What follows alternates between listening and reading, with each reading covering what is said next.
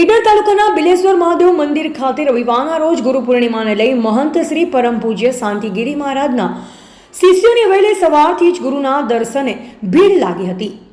બિલેશ્વર ધામના આજુબાજુના વિસ્તાર અને બહાર રહેતા શિષ્યો મોટી સંખ્યામાં ગુરુના દર્શને પહોંચી ગુરુ પૂજન કરી આશીર્વાદ મેળવ્યા હતા।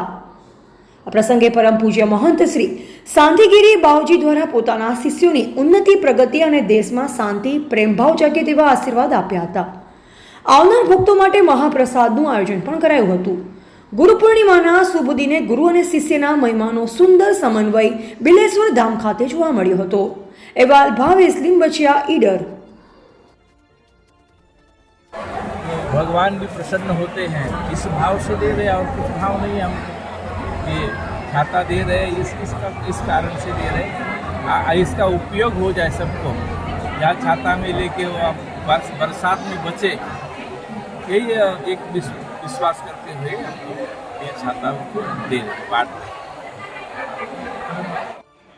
मेरा नाम है भाविका प्रशांत चिकर।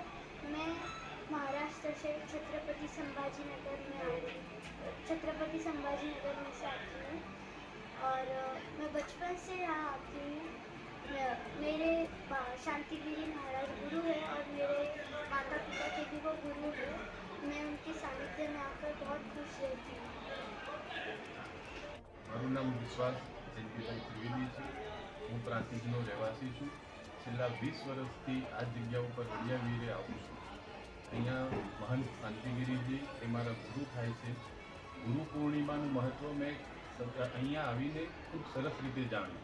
જ્યારે 20 વર્ષ પહેલાં પહેલી ગુરુ પૂર્ણિમા આવ્યો ત્યારથી આજ સુધી હું અહીંયા ગુરુ પૂર્ણિમાએ આવવાનું કોઈ દિવસ ચૂકતો નથી।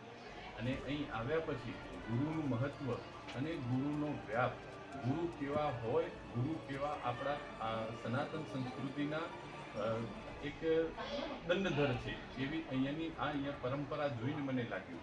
મેં ગુરુજી શાંતિગીરીજી महाराज જોડે કેટલીય કથાઓમાં હું સહભાગી થયો છું, એમના જોડે કુંભમેળાઓમાં સહભાગી થયો છું, કોઈ યાત્રાઓમાં સહભાગી થયો છું।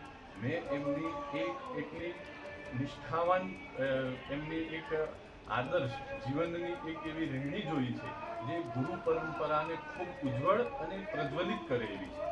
એમની રહેણી કરણી અને એમની સેવાઓ એ તો મારાથી એમને વિશે વાત થાય એમ જ નથી। અહીંયાના આજુબાજુના 52 ગામો તેમને આ પોતાની પ્રશંસનીય પ્રવૃત્તિઓથી અને તેમના પોતાના એવા અદ્વિતીય કાર્યોથી અચંબિત છે અને એમને ગુરુ તરીકે ખૂબ માને છે।